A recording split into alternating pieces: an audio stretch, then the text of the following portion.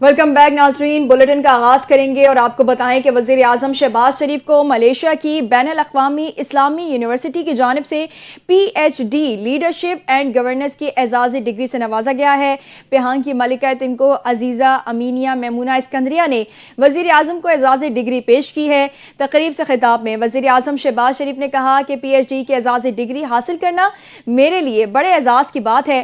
انہوں نے کہا کہ 4 دہائیوں سے زائد عرصہ صوبہ پنجاب کے عوام کی بطور خادم خدمت کی ہے اور اب پاکستان کے وزیر اعظم کی حیثیت سے عوام کی خدمت جاری رکھے ہوئے ہیں۔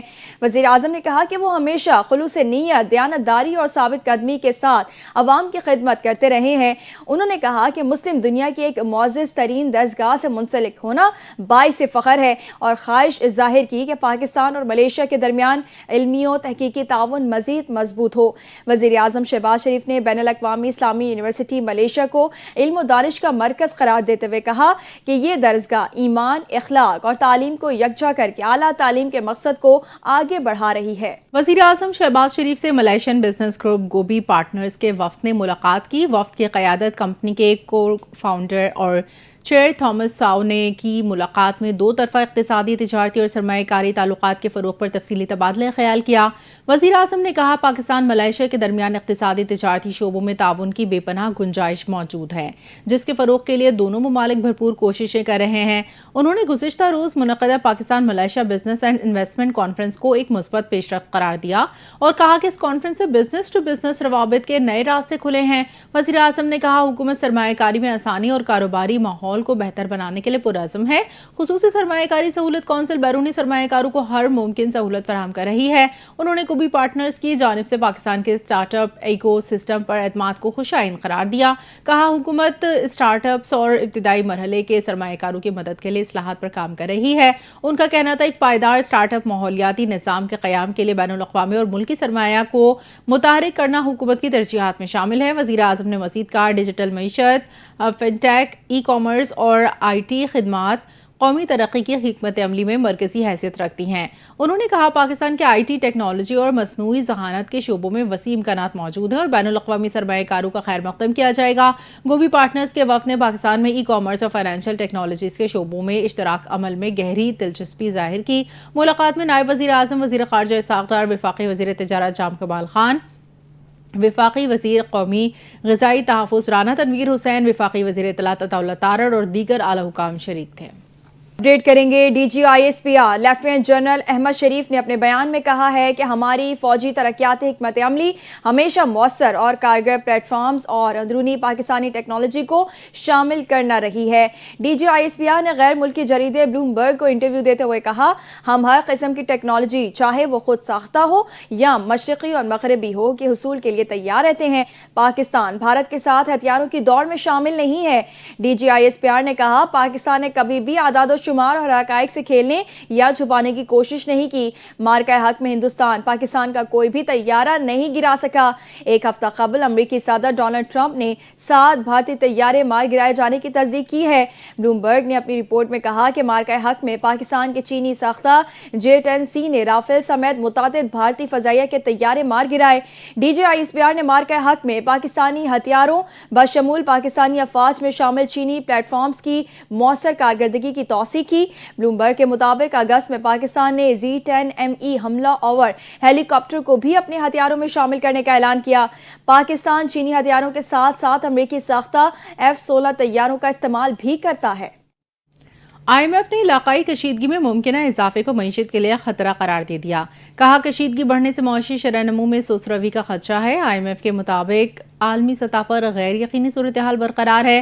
علاقائی کشیدگی میں اضافہ بیرونی استحکام کو متاثر کر سکتا ہے۔ غیر یقینی حالات غیر ملکی سرمایہ کاروں کے اعتماد کو متاثر کر سکتے ہیں۔ کشیدگی بڑھنے سے اجناس کی قیمتوں میں اضافہ ہو سکتا ہے۔ آئی ایم ایف نے پہلی سہ ماہی کا ٹیکس شارٹ فال پورا کرنے کے لیے کھاد اور کیڑے مار ادویات پر ٹیکس لگانے کی تجویز بھی دے دی۔ آئی ایم ایف نے کھاد پر ٹیکس بڑھانے، کیڑے مار ادویات اور ایکسائز ڈیوٹی لگانے کا مطالبہ کر دیا۔ رواں مالی سال کی پہلی سہ ماہی میں تقریباً 200 ارب روپے کا ٹیکس شارٹ فال ہوا۔ خبر دیں گے غزہ جنگ کے خاتمے کے لیے حماس، اسرائیل اور ثالثوں کے درمیان مذاکرات کا پہلا دور ختم ہو گیا ہے۔ مصر کے شہر شرم الشیخ میں حماس اسرائیل بات چیت آج پھر ہوگی۔ شرم الشیخ میں ہونے والے مذاکرات میں حماس وفد کی قیادت سینئر مذاکرات کار خلیل الحیہ نے کی۔ امریکی خصوصی ایلچی برائے مشرق وسطی اسٹیو وٹکوف اور صدر ٹرمپ کے داماد جیریڈ کشنر بھی مذاکرات میں شریک ہوئے۔ رات دیر تک جاری رہنے والے مذاکرات میں قطر اور مصر کے وفود نے بطور ثالث شرکت کی۔ فلسطینی عہدیدار کے مطابق حماس نے یرغمالیوں کی رہائی اور غزہ سے اسرائیل کے انخلاء اور ٹائم لائن پر اپنے موقف کا خاکہ پیش کیا۔ عرب میڈیا کا دعویٰ ہے کہ حماس نے 6 سرکردہ فلسطینی قیدیوں کی رہائی اور بڑے پیمانے پر غزہ میں امداد کی فراہمی کا بھی مطالبہ کیا۔ حماس اس بات کی ضمانت چاہتی ہے کہ اسرائیل یرغمالیوں کی رہائی کے بعد معاہدے کی پاسداری کرے۔ اسرائیلی سیکیورٹی ذرائع کا کہنا ہے کہ ابتدائی طور پر صرف یرغمالیوں کی رہائی پر توجہ دی جائے گی اور حماس کو چند دن کا وقت دیا جائے گا۔ اسی طرح اسرائیل ٹرمپ منصوبے کے تحت ابتدائی طور پر فوج کو نام نہاد زرد لکیر تک واپس بلانے پر سمجھوتہ نہیں کرے گا، بلکہ اسٹریٹجک بفر زون بنائے گا، جبکہ مزید انخلاء کا انحصار مزاحمتی تنظیم سے طے شدہ شرائط پر ہوگا۔ امریکی صدر ڈونلڈ ٹرمپ نے کہا کہ غزہ جنگ بندی کے لیے زبردست پیش رفت کر رہے ہیں۔ توقع ہے غزہ جنگ بندی سے متعلق معاہدہ جلد ہوگا۔ وائٹ ہاؤس میں صحافیوں سے گفتگو کرتے ہوئے صدر ٹرمپ نے کہا حماس ان چیزوں سے اتفاق کر رہی ہے جو بہت اہم ہے۔ صدر ٹرمپ نے کہا تمام ممالک نے غزہ امن منصوبے کا خیر مقدم کیا ہے۔ ترک صدر اردن کے شاہ سے بات ہوئی۔ امریکی صدر نے کہا انہوں نے نیتن یاہو سے یہ نہیں کہا کہ یرغمالی ڈیل پر منفی رویے سے باز رہیں۔ صدر ٹرمپ نے صحافیوں سے گفتگو کے دوران ایک بار پھر تجارت اور ٹیرف سے جنگیں روکنے کا ذکر کیا۔ امریکی صدر نے کہا تجارت اور ٹیرف سے 7 جنگیں روکی، پاکستان اور بھارت کی جنگ بھی روکی، جنگ میں 7 طیارے گرائے گئے تھے۔ امریکی صدر نے کہا کہ فوج تعیناتی کے بعد واشنگٹن ڈی سی پرامن شہر بن چکا ہے۔ غزہ پر جاری اسرائیلی حملوں کے 2 سال مکمل ہو گئے۔ صہیونی فوج نے وحشیانہ کارروائیوں کا سلسلہ جاری رکھا ہوا ہے۔ قابض فوج نے آج بھی غزہ میں 24 فلسطینی شہید کر دیے۔ 7 اکتوبر 2023 کو حماس کی قیادت میں فلسطینی مجاہدین نے غزہ کی پٹی سے اسرائیل کے خلاف بڑے پیمانے پر طوفان الاقصی کے نام سے حملوں کا آغاز کیا۔ فلسطینی مجاہدین اسرائیلی رکاوٹوں کو توڑتے ہوئے غزہ سرحدی گزرگاہوں کے ذریعے قریبی اسرائیلی بستیوں میں داخل ہو گئے۔ مجاہدین نے 251 افراد کو یرغمال بنایا، جس کے بعد اسرائیل نے غزہ پر ایک نئی جنگ نافذ کر دی۔ ساتھ ہی 3,60,000 ریزرو فوجیوں کو غزہ بلایا۔ تب سے غزہ پر وحشیانہ کارروائیوں کا شروع ہونے والا نیا سلسلہ آج تک جاری ہے۔ اسرائیل نے امریکی صدر کا غزہ پر حملے روکنے سے متعلق حالیہ مطالبہ بھی نظر انداز کر دیا۔ 2 سال سے جاری اسرائیلی حملوں میں خواتین اور بچوں سمیت 67,000 سے زائد فلسطینی شہید، جبکہ 1,70,000 کے قریب زخمی ہو چکے ہیں۔ اسرائیلی ناکہ بندی سے 20 لاکھ افراد فاقہ کشی پر مجبور ہیں۔ اسرائیل کے وحشیانہ حملوں میں غزہ کھنڈر بن چکا ہے۔ اسپتال، مساجد، گرجا گھر، اسکول، کالجز اور تعلیمی ادارے کچھ سلامت نہ رہے۔ سویلین انفراسٹرکچر کی تباہی سے لاکھوں شہری بے گھر ہو چکے ہیں۔ وفاقی وزیر داخلہ محسن نقوی نے ایگزیکٹو پاسپورٹ آفس ڈیفنس کا اچانک دورہ کیا اور پاسپورٹ بنوانے کے لیے آئے شہریوں سے ملاقات کی۔ وزیر داخلہ محسن نقوی نے شہریوں سے پاسپورٹ بنوانے کے عمل اور وقت پر ڈیلیوری کے بارے میں استفسار کیا۔ شہریوں نے پاسپورٹ بنوانے کے انتظامات پر اطمینان کا اظہار کیا اور کہا صرف 5 منٹ میں باری آ جاتی ہے اور پاسپورٹ بنوانے کا پروسیس بھی فوری مکمل ہوتا ہے۔ پہلے کئی گھنٹے انتظار کرنا پڑتا ہے، باری پر سسٹم ڈاؤن ہو جاتا تھا۔ شہریوں کا کہنا تھا عملہ پورا گائیڈ کرتا تھا اور پاسپورٹ بنوانے کا تمام پروسیس قابل تعریف ہے۔ پاسپورٹ اب مقررہ مدت کے اندر ڈیلیور ہو جاتا ہے۔ وزیر داخلہ محسن نقوی نے بہترین انتظامات اور شہریوں کے اظہار اطمینان پر انچارج آفس اور عملے کی کارکردگی کو سراہتے ہوئے کہا کہ پاسپورٹ آفس آ کر دل کی خوشی ہوئی، بلا شبہ شہریوں کا اطمینان ہی ہماری کامیابی ہے۔ سندھ حکومت کا بڑا قدم، الیکٹرک گاڑیوں کی تیاری اور ای وی انفراسٹرکچر کے منصوبے پر پیش رفت۔ کراچی میں سندھ کے سینئر وزیر شرجیل میمن سے الیکٹرک کار ساز کمپنی کے وفد نے ملاقات کی ہے۔ اجلاس میں صوبائی وزیر برائے محنت و سماجی تحفظ سعید غنی بھی شریک ہوئے۔ وفد نے اپنی تیار کردہ الیکٹرک گاڑیوں کے ماڈلز، مقامی سطح پر اسمگلنگ اور چارجنگ انفراسٹرکچر سے متعلق تفصیلی بریفنگ دی۔ ملاقات کے دوران سندھ حکومت اور نجی شعبے کے درمیان شراکت داری کے امکانات پر بھی تبادلہ خیال ہوا۔ شرجیل میمن نے کہا کہ چیئرمین بلاول بھٹو زرداری اور حکومت سندھ عوام کو جدید، ماحول دوست اور کم لاگت سفری سہولتیں فراہم کرنے کے لیے پرعزم ہے۔ جلد از جلد الیکٹرک ٹیکسی سروس شروع کی جائے تاکہ شہریوں کو بہتر اور سستی سفری سہولت مل سکے۔ انہوں نے کہا کہ الیکٹرک گاڑیاں ایندھن کی بچت کے ساتھ ماحولیاتی آلودگی میں بھی کمی لائیں گی۔ حکومت سندھ پبلک ٹرانسپورٹ اور دیگر شعبوں میں نجی شعبے کے ساتھ مل کر جامع منصوبہ بندی کر رہی ہے۔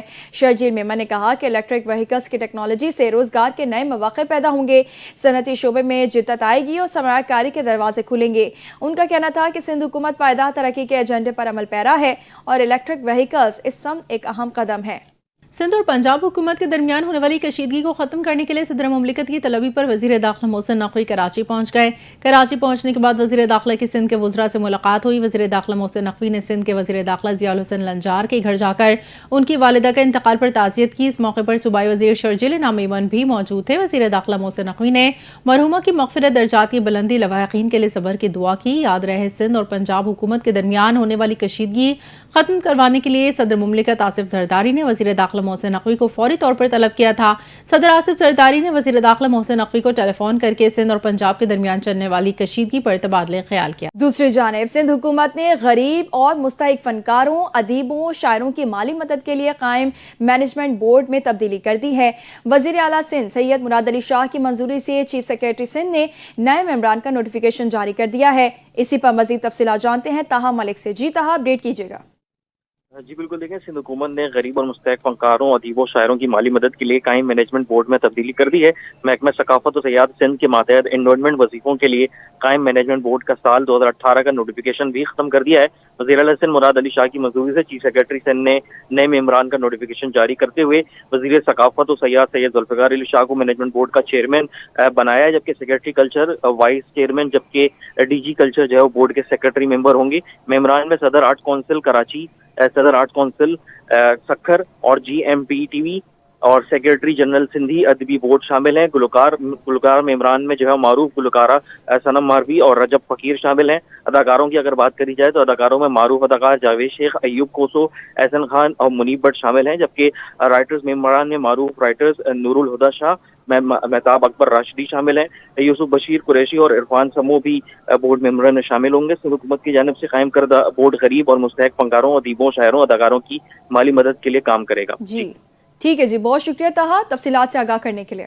وزیر اعلیٰ خیبر پختونخوا علی امین گنڈاپور کی ہدایت پر صنم جاوید کے مبینہ اغوا کے معاملے پر ایف آئی آر درج۔ ترجمان وزیر اعلیٰ نے بتایا ایف آئی آر ایڈوکیٹ ہیرا بابر دختر محمد بابر شعیب کی مدعیت میں تھانہ شرقی پشاور میں درج کی گئی۔ وزیر اعلیٰ نے واقعے کی مکمل اور شفاف تحقیقات کا حکم دیا۔ صنم جاوید کے اغوا میں ملوث نامعلوم افراد کی گرفتاری کے لیے قانونی کارروائی شروع کر دی گئی۔ وزیر اعلیٰ کے ترجمان کا مزید کہنا تھا غیر قانونی عمل میں ملوث عناصر کو قانون کے مطابق سخت سزا دی جائے گی۔ خیبر پختونخوا حکومت صنم جاوید کو مکمل انصاف دلانے کے لیے تمام تر وسائل بروئی کار لا رہی ہے۔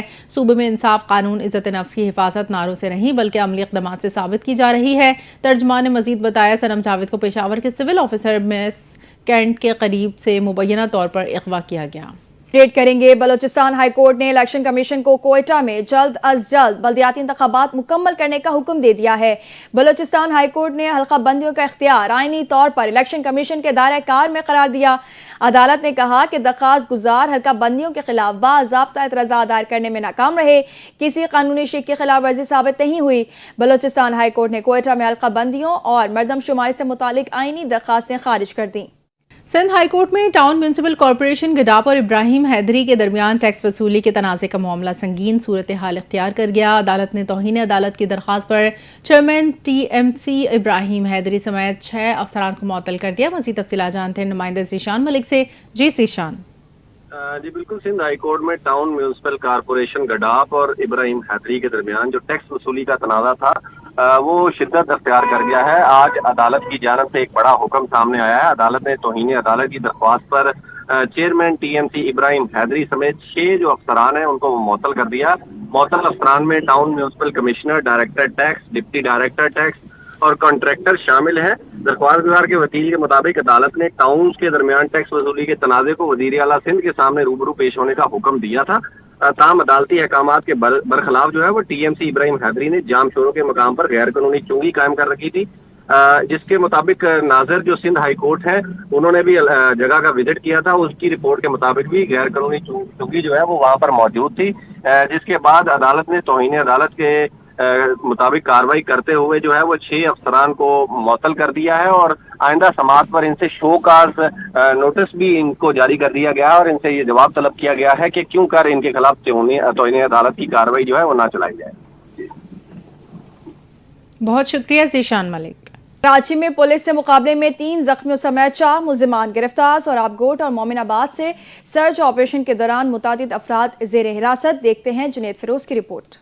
SIU पुलिस का यूसुफ गोड के करीब भत्ताखोर मुलजिम से 2 तरफा फायरिंग का तबादला। पुलिस की जवाबी फायरिंग में मुलजिम जख्मी हालत में गिरफ्तार। तर्जुमान के मुताबिक गिरफ्तार मुलजिम मोहम्मद नवाज का ताल्लुक भत्ताखोर समत काठियावाड़ी गुरु से है। मुलजिम से असलहा और मोटरसाइकिल बरामद कर ली गई। गिरफ्तार मुलजिम इश्तिहारी और पुलिस को मुतादिद वारदातों में मतलूब था। मुलजिम पर भत्ते, डकैती, कत्ल, इक़दाम कत्ल के मुतादिद मुकदमात दर्ज हैं। गिरफ्तार मुलजिम से मजीद तफ्तीश का सिलसिला जारी है। इकबाल मार्केट पुलिस ने स्ट्रीट क्राइम के वारदातों में मुलविस मुलजिम मोहम्मद अवैस उर्फ कच्ची को गिरफ्तार कर लिया। मुलजिम के कब्जे से असलहा, नकदी और मोटरसाइकिल भी बरामद हुई। थाना पाक कॉलोनी पुलिस और मुलजिमान के दरमियान जहानाबाद कब्रिस्तान के करीब दो बदू मुकाबला। फायरिंग के तबादले के बाद 2 मुलजिमान जख्मी हालत में गिरफ्तार। पुलिस के मुताबिक मुलजिमान सैयद रेहान उर्फ गंजा और रियाज उर्फ चाचू के कब्जे से असलहा, छीनी गई मोटरसाइकिल भी बरामद हुई। गिरफ्तार मुलजिमान बैंक और मनी चेंजर से कैश लेकर निकलने वाले शहरियों को गन पॉइंट पर लूटने की वारदातों में मुलविस है। पुलिस ने मुलजिमान के खिलाफ मुकदमा दर्ज करके तफ्तीश का आगाज कर दिया। रात गए सोराबकोट थाने की हदूद अफगान बस्ती मोमिनाबाद के इलाके ईरानी कैंप में पुलिस ने जराइम पेशा अनासिर की मौजूदगी की इतला पर सर्च ऑपरेशन किया, जिसमें पुलिस की भारी नफरी ने हिस्सा लिया। इलाके के दाखिल खारजी रास्तों की नाकाबंदी करके घर घर तलाशी भी ली गई। सर्च ऑपरेशन के दौरान पुलिस ने मुतादिद मुश्तबा अफराद को हिरासत में लेकर तफ्तीश के लिए थाने मुंतकिल कर दिया। Junaid Firoz, NTN news, Karachi.